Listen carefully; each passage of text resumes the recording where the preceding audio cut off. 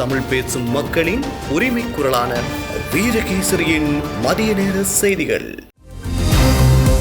செய்தியாசிரியர் MD லூசியஸ், வாசிப்பது Avinash Johnson. முதலில் தலைப்புச் செய்திகள். நீதிமன்ற வளாகத்தில் துப்பாக்கிச் சூட்டில் 2 பலி, மன்னாரில் பரபரப்பு. அதிகாரிகளின் அசமந்த போக்கு, 30 கப்பல்கள் திருப்பி அனுப்பப்பட்டுள்ளதாக தகவல். அஸ்வெசும கொடுப்பனவு 17,000 ரூபாவாக உயர்வு. அதிகாலையில் கிராமத்திற்குள் உள்நுழைந்த யானையால் பரபரப்பு, விரட்டியடித்த மக்கள். அனுர அரசாங்கத்தில் உள்ள படித்தவர்கள் கொள்ளர்களை விட மோசமானவர்கள் என குற்றச்சாட்டு. 146 ஆளில்லா விமானங்கள் மூலம் ரஷ்யாவை தாக்கிய உக்ரைன், அதிர்ச்சியில் புட்டின். உள்நாட்டு செய்திகள். கொள்கலன் அனுமதி தாமதம் காரணமாக இலங்கைக்கு வந்த சுமார் 30 கப்பல்கள் திருப்பி அனுப்பப்பட்டுள்ளதாக துறைமுகங்கள் மற்றும் சிவில் விமான சேவைகள் பிரதி அமைச்சர் ஜனித் ருவான் கொடித்துவாக்கு தெரிவித்துள்ளார். ஒருகொடவத்தை RCD முற்றத்தில் நேற்று கண்காணிப்பு சுற்றுப்பயணத்தில் பங்கேற்ற போது அவர் இவ்வாறு தெரிவித்தார். இறக்குமதி செய்யப்பட்ட கொள்கலன்களை அனுமதிப்பதில் ஏற்பட்டுள்ள தாமதம் தொடர்பில் ஜனாதிபதி அனுரகுமார திசாநாயக்க கடந்த ஞாயிற்றுக்கிழமை சம்பந்தப்பட்ட தரப்பினரை அழைத்து கலந்துரையாடினார். இதன் போது வாரத்தின் 7 நாட்களும் 24 மணி நேரமும் பணியாற்ற சுங்க அதிகாரிகள் ஜனாதிபதியிடம் ஒப்புக்கொண்டுள்ளனர். குறித்த கலந்துரையாடலுக்கு பிறகு தற்போது அனுமதி வழங்கும் பணிகள் வேகமாக நடைபெற்று வருவதாக கொள்கலன் போக்குவரத்து வாகன உரிமையாளர்கள் சங்கம் தெரிவித்துள்ளது. எவ்வாறாயினும் ஒருகொடவத்தை சுங்க பிரிவுக்கு அருகில் கப்பல் வரிசைகள் தொடர்ந்தும் காணப்படுகின்றன. எனவே அனுமதி செயல்முறையை விரிவுபடுத்த இந்த செயலில் ஈடுபட்டுள்ள அனைத்து முகவர் நிறுவனங்களும் 24 மணி நேர சேவையை வழங்க வேண்டும் என்று இறக்குமதி மற்றும் ஏற்றுமதி தீர்வு முகவர்கள் சங்கம் சுட்டிக்காட்டுகிறது. நாட்டில் ஏழ்மையான குடும்பங்களுக்கு வழங்கப்படும் அஸ்வெசும நலன்புரி நன்மைகள் கொடுப்பனவு தொகையை அதிகரிக்க அரசாங்கம் அனுமதி வழங்கியுள்ளது. பாராளுமன்ற உறுப்பினர் கலாநிதி ஹர்ஷ டி சில்வா தலைமையில் அரசாங்க நிதி பற்றிய குழு பாராளுமன்றத்தில் கூடிய போதே இந்த விடயங்கள் கலந்துரையாடப்பட்டுள்ளன. இதன்போது மிகவும் ஏழ்மையான குடும்பங்களுக்கு வழங்கப்படும் 15,000 ரூபாய் உதவித்தொகையை 17,500 ரூபாவாகவும் 8,500 ரூபாய் வழங்கும் குடும்பங்களுக்கு 10,000 ரூபாய் வழங்குவதற்கும் நடவடிக்கை எடுக்கப்பட்டுள்ளது. இதேவேளை 2,500 ரூபாய் வழங்கும் குடும்பங்களுக்கு 5,000 ரூபாய் வழங்குவதற்கும் நடவடிக்கை எடுக்கப்பட்டுள்ளது.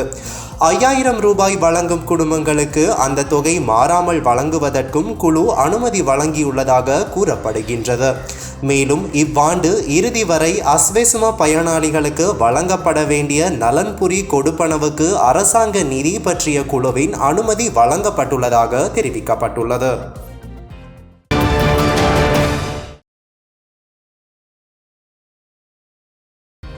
திருகோணமலை மூதூர் பிரதேச செயலாளர் பிரிவில் உள்ள கட்டைப்பரிச்சான் கல்லாம்பார் கிராமத்திற்குள் இன்று அதிகாலை காட்டு யானை ஒன்று உள் நுழைந்ததால் அங்கு பரபரப்பான சூழல் ஏற்பட்டுள்ளது. இந்நிலையில் கிராம மக்கள் யானையை விரட்டியடித்துள்ளனர். இந்த யானை நடு ஊருக்குள் நுழைந்து வீடுகளில் உள்ள பயிர்களை சாப்பிடுவதற்கு முனைந்த போது கிராம மக்கள் யானையை துரத்தி வெளியேற்றியுள்ளனர். அத்தோடு கையடக்க தொலைபேசியில் அந்த காட்சியை பதிவும் செய்துள்ளனர். நெல்லுக்கான உத்தரவாத விலையை அரசாங்கம் உடனடியாக அறிவிக்க வேண்டும் என சிறு மற்றும் நடுத்தர அளவிலான நெல் ஆலை உரிமையாளர்கள் சங்கத்தின் தலைவர் UK சேமசிங்க கோரிக்கை விடுத்துள்ளார். கால்நடை தீவனத்திற்காக பச்சை அரிசியை பயன்படுத்தியமையே அதன் தட்டுப்பாட்டுக்கு முக்கிய காரணம் என அவர் தெரிவித்துள்ளார். இது தொடர்பில் உரிய கண்காணிப்புகள் மேற்கொள்ளப்பட வேண்டும். பச்சை அரிசி தட்டுப்பாட்டை நிவர்த்திக்க அரசாங்கம் உரிய நடவடிக்கை எடுக்க வேண்டும். எனவே அரசாங்கம் அடுத்த போகத்திற்கு முன்னர் நெல்லுக்கான உத்தரவாத விலையை அறிவிக்க வேண்டும் என அவர் வலியுறுத்தியுள்ளார். நுளம்புக்கு புகை மூட்டிய சமயம் ஆடையில் தீப்பிடித்து உடல் கருகி முதியவர் ஒருவர் பரிதாபகரமாக உயிரிழந்துள்ளார். இந்த சம்பவம் யாழ் கரவெட்டி மேற்கு கவுடாலை பகுதியில் இடம்பெற்றுள்ளது. நாவலப்பிட்டி வைத்தியசாலையின் உணவகத்தில் நோயாளியொருவர் கொள்வனவு செய்த உணவுப் பொதியில் பல்லி ஒன்று காணப்பட்டுள்ளது. இது குறித்து மருத்துவமனையின் பொது சுகாதார ஆய்வாளர் மற்றும் மருத்துவமனை பணிப்பாளரிடமும் நோயாளி முறைப்பாடு செய்துள்ளார். ராமநாதன் அர்ச்சுனாவின் பாராளுமன்ற உறுப்பினர் பதவியை ரத்து செய்யுமாறு கோரி தாக்கல் செய்யப்பட்ட மனுவை எதிர்வரும் 31ஆம் தேதி பரிசீலனைக்கு அழைக்குமாறு மேன்முறையீட்டு நீதிமன்றம் உத்தரவிட்டுள்ளது. புதிய சுதந்திர முன்னணியின் தலைவர் ஓஷல ஹேரத் தாக்கல் செய்திருந்த மனு மீதான விசாரணையின் போது இந்த உத்தரவு பிறப்பிக்கப்பட்டுள்ளது. 1 கிலோ கோதுமை மாவின் விலையை 25 ரூபாவினால் குறைக்கும் பட்சத்தில் பான் ஒன்றினை 100 ரூபாவில் நுகர்வோருக்கு வழங்க முடியும் என அகில இலங்கை பேக்கரி சங்க பிரதிநிதிகள் தெரிவித்துள்ளனர். டாலரின் விலை குறைந்துள்ள போதிலும் 1 கிலோ கோதுமை மாவை 190 ரூபாவிற்கு கொள்வனவு செய்ய வேண்டியுள்ளதாகவும் கூறியுள்ளனர்.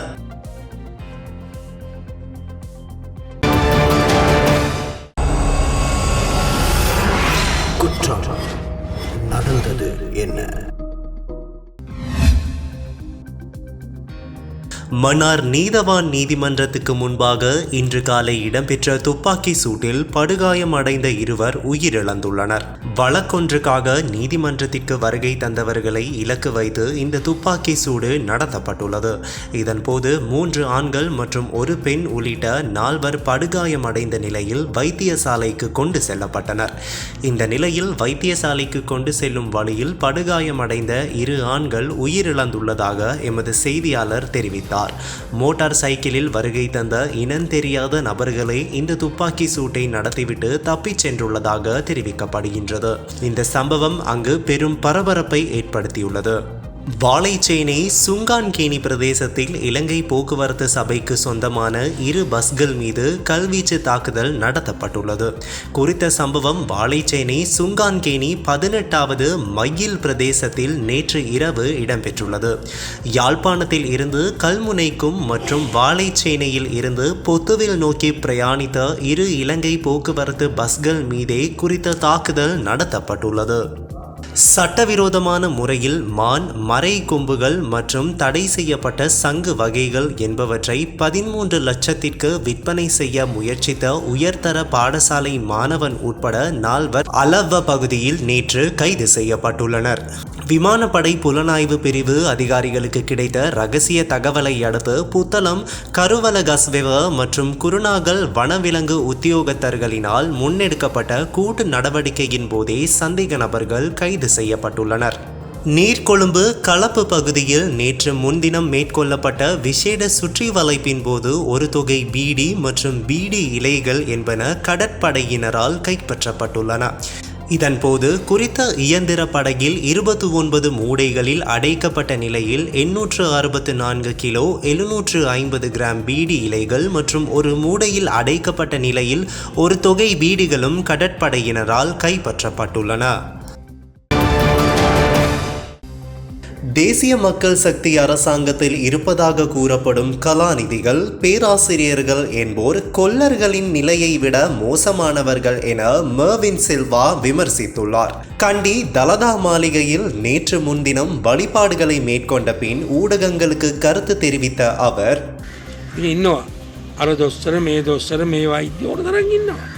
ආචාර්ය මාචාර්ය හැබැයි ඒගොල්ලන්ට මේ කම්මලක ආචාර්ය කෙනෙකුටවත් යකඩ තලන කෙනෙකුට තියෙන දැනුම නැත. எவ்வளவுதான் உயர்கல்வியை பெற்றிருந்தாலும் அது நடைமுறை அனுபவம் கொண்டதாக இருக்க வேண்டும். நடைமுறை அனுபவமற்ற கல்வியானது எந்த பயனுமற்றது. அவ்வாறானவர்கள் கலாநிதிகளாக, பேராசிரியர்களாக இருந்தாலும் சாதாரண கொல்லர்களை விடவும் மோசமான நிலையில்தான் இருப்பார்கள். இந்த அரசாங்கத்தில் இருக்கும் கலாநிதி, பேராசிரியர்களின் நிலையும் அதுதான் என அவர் குறிப்பிட்டுள்ளார். දේශපාලනඥයන්ට උපදෙස් දෙන්න උපදේශක මණ්ඩලයක් මහපොට දැන් වඩුවෙක් කිව්වට මේසයක් පුටුවක් හදාගන්න බැන්න වඩුව නෙවෙයිනේ. நாட்டின் பல பகுதிகளில் இன்று மழை அல்லது இடியுடன் கூடிய மழை பெய்யக்கூடும் என வளிமண்டலவியல் திணைக்களம் எதிர்வு கூறியுள்ளது. இதன்படி வடமத்திய, கிழக்கு, ஊவா மற்றும் மத்திய மாகாணங்களிலும் ஹம்பாந்தோட்டை மாவட்டத்திலும் அவ்வப்போது மழையோ அல்லது இடியுடன் கூடிய மழையோ பெய்யக்கூடிய சாத்தியம் காணப்படுவதாக தெரிவிக்கப்பட்டுள்ளது.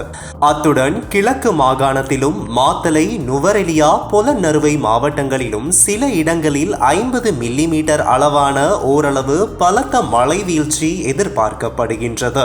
மேல் சப்ரகமுவ மாகாணங்களிலும் காலி, மாத்தறை மாவட்டங்களிலும் பல இடங்களில் மாலையில் அல்லது இரவில் மழையோ அல்லது இடியுடன் கூடிய மழையோ பெய்யக்கூடிய சாத்தியம் காணப்படுவதாக வளிமண்டலவியல் திணைக்களம் விடுத்துள்ள அறிக்கையில் தெரிவிக்கப்பட்டுள்ளது.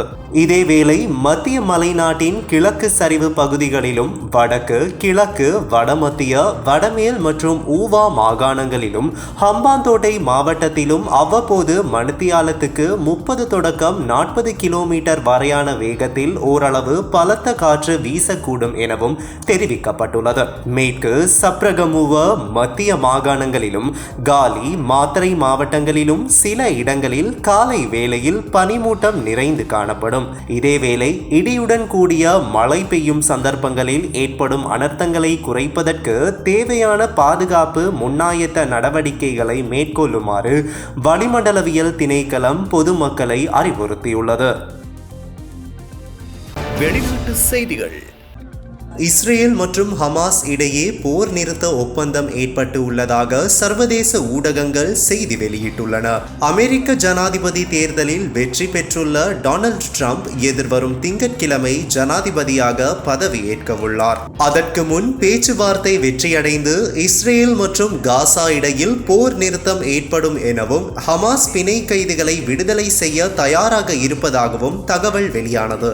அமெரிக்க ஜனாதிபதி தேர்தலில் வெற்றி பெற்றுள்ள டொனால்ட் ட்ரம்ப் தான் ஜனாதிபதியாக பதவி ஏற்பதற்குள் போர் நிறுத்த ஒப்பந்தம் முடிவடையும் என நம்புகிறேன் என குறிப்பிட்டிருந்தார். கடந்த 2023 ஆண்டு அக்டோபர் 7 இஸ்ரேலுக்குள் புகுந்து நூற்றுக்கணக்கானோரை பிணை கைதிகளாக ஹமாஸ் அமைப்பினர் பிடித்துச் சென்றனர். இதனை அடுத்து காசா மீது இஸ்ரேல் போர் தொடுத்த நிலையில் இந்த போரை முடிவுக்கு கொண்டு வர அமெரிக்கா, எகிப்து மற்றும் கட்டார் நாடுகள் முயற்சி செய்து வருகின்றன.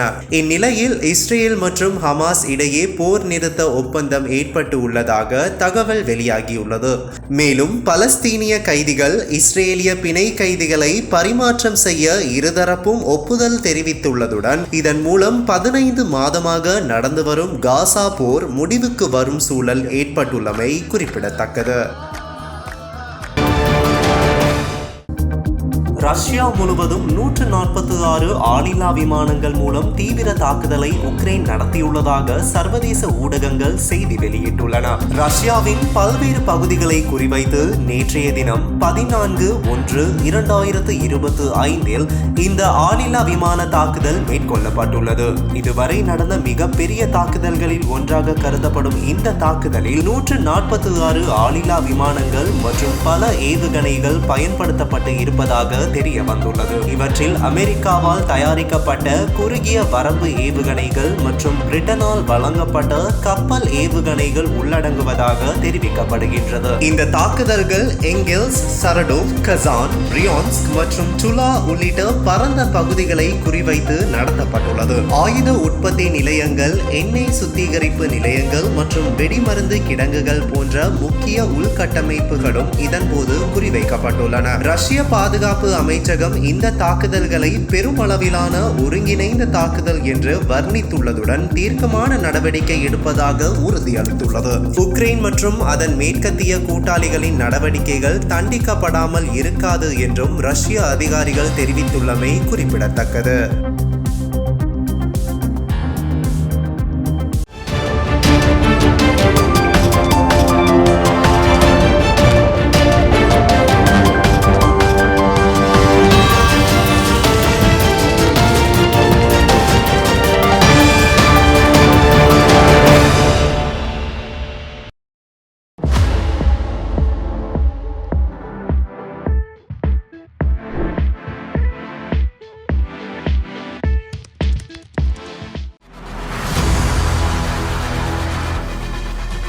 இலங்கையின் முதல் நிலை முதற்தர செய்தி வழங்குனர் வீரகேசரியின் குறுந்தகவல் செய்திகளை உடனுக்குடன் தமிழில் பெற்றுக்கொள்ள டயலாக் வலையமைப்பிலிருந்து REG இடைவெளி வீக்கி என்று பதிவிட்டு 87 960 என்ற எண்ணுக்கு குறுஞ்செய்தி ஒன்றை அனுப்புங்கள். வீரகேசரி செய்தியுடன் இணைந்திருங்கள்.